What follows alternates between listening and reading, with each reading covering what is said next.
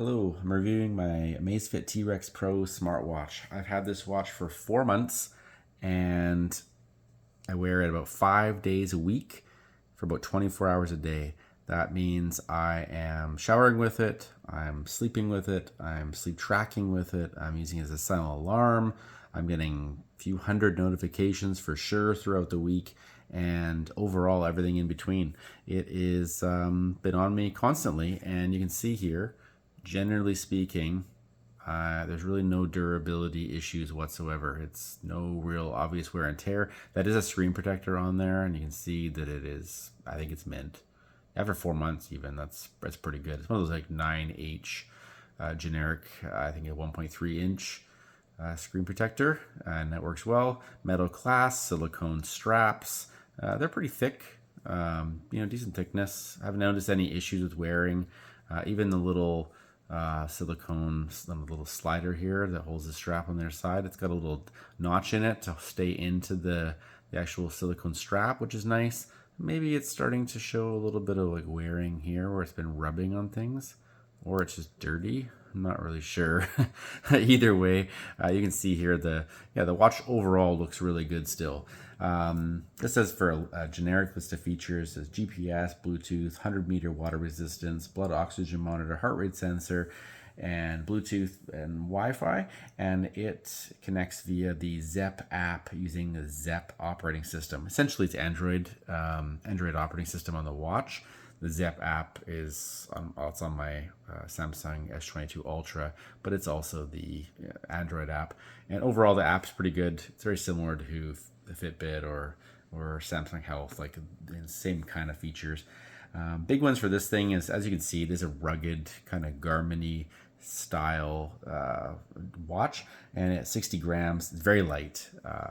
Lots of plastic, silicones, a little bit of metal, but generally super lightweight. I don't think dropping it any distance or something like that would have much of an impact on it, just because of the lightweightness of it. There's not going to generate any mass when it's falling. There's no inertia, but generally speaking, it is it seems pretty durable. It's pretty well made, pretty lightweight. I'm happy with that. Sleep tracking on it, it's great.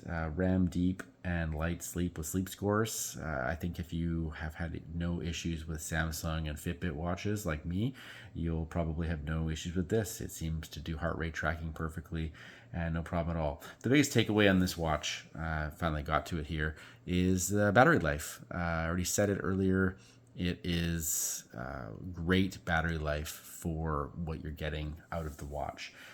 Full 5 to 6 days with the GPS and heart rate on, not constant, but just on the normal modes. It works very, very well. I have had no issues with the function of the watch that way, and with the settings on that I have. And this isn't always on display right now. Granted, it does time out after 30 seconds to a lesser always on mode, but I find that I'm okay with that, and honestly, I don't need a big bright colorful screen on constantly, especially at night. It's kind of annoying. But yeah, there's lots of built-in features on the watch, and they all seem to work well for what they are. It also does a silent alarm, which I really enjoy. It's probably one of the most common features I use on it. And it's not something you can obviously get it on a cheaper, less smartwatch, but it's important to me that it does have the feature, because I want to wake up. I don't want to wake my partner up. And it's good for that. But it also does audible alarms as well. There is chimes and things that can come out of it that work well in addition to the vibration. Generally speaking, Bluetooth connectivity to your phone, whether it be for alarm setting or just some kind of sleep tracking, it's very consistent, and it's worked very well. As far as negatives go, kind of along the same lines, yes, it has the Bluetooth connectivity, but it does not have a microphone or a dedicated speaker. So it doesn't give you the ability to have conversations or play music through the watch. You can accept and reject calls via Bluetooth, but that call is then happening on your phone or headphones or car or whatever it might be, not on the watch itself. The watch doesn't have an eSIM or a SIM card slot or any kind of data dedicated LTE kind of connection. Like it's an accessory to a phone or device, not a standalone device that's capable of these things. And that's an important distinction to make, because there's obviously a lot of other watches on the market that can do that stuff, but they're going to be more expensive. This watch is $250 Canadian on Amazon right now, not on sale. I got it for less than $150 on sale. I think we got through some sort of a deal, actually. It was closer to $100 Canadian dollars, which is a bit maybe unheard of, but overall, even for $150, I think this is an excellent watch, for what you're getting. $250, I feel like maybe you're needing to look a little better at what other options there are. Not that this is a bad option, it's just that I wouldn't just jump to AmazFit T-Rex Pro as soon as I had $250 in my pocket and just go buy it. I would want to know that I'm getting all the features I want by doing a full look, but I certainly wouldn't rule this one out. That being said, this design, I'm going to put it on my wrist here just to give you a little show.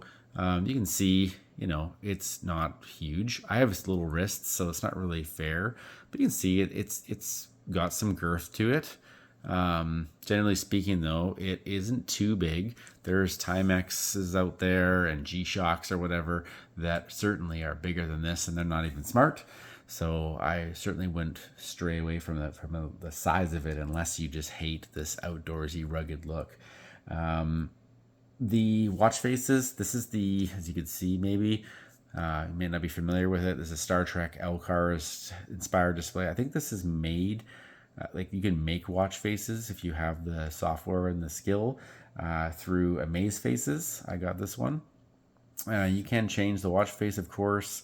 The ones that came with are not very good, in my opinion, at least the default ones, the first three with the little icons. And they have a customization option at the bottom, but this is like one of the three. And you can see here, once the brightness kicks in, it's fine. It's an analog inspired display. It just looks a little cheap, in my opinion. I'd rather have something that's a little bit more crisp looking. There's like a Fallout Pip-Boy one, which is kind of neat if you like that sort of thing. Overall, though, there's lots of different types.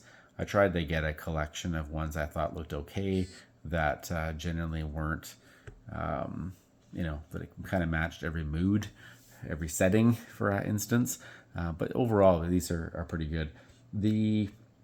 I guess really the only significant negative, in my opinion, is that it doesn't have some sort of for instance, this Gear S3 Frontier. It's old, but it has a nice little magnetic dock, so you could just put that off to the side. Charge cable it goes into the back of the dock, and then the watch just sits there. It's kind of premium feeling. It seems like a well thought out idea for a design that generally can't support a USB-C or USB connection.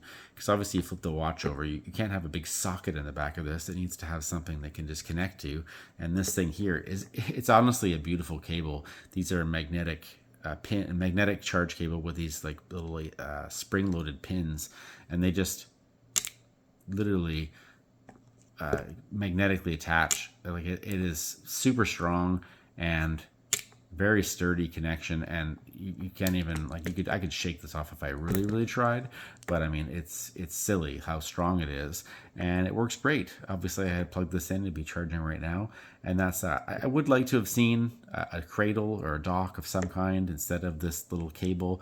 If you lose this cable or you break this cable, then unfortunately you're kind of needing to find a new one, and if you don't have a new one available, then you're now maybe have a dead watch on your work trip or something like that. So it's a little disappointing that there's not something a bit more premium or just a more sort of streamlined cable, but overall it's fine. I'm not trying to be too picky, but it is something I did notice. But I do think that I would consider AmazFit in your smartwatch hunt if that's something that you're into. And if not, this T-Rex Pro is an excellent option, and I do recommend it. Take care.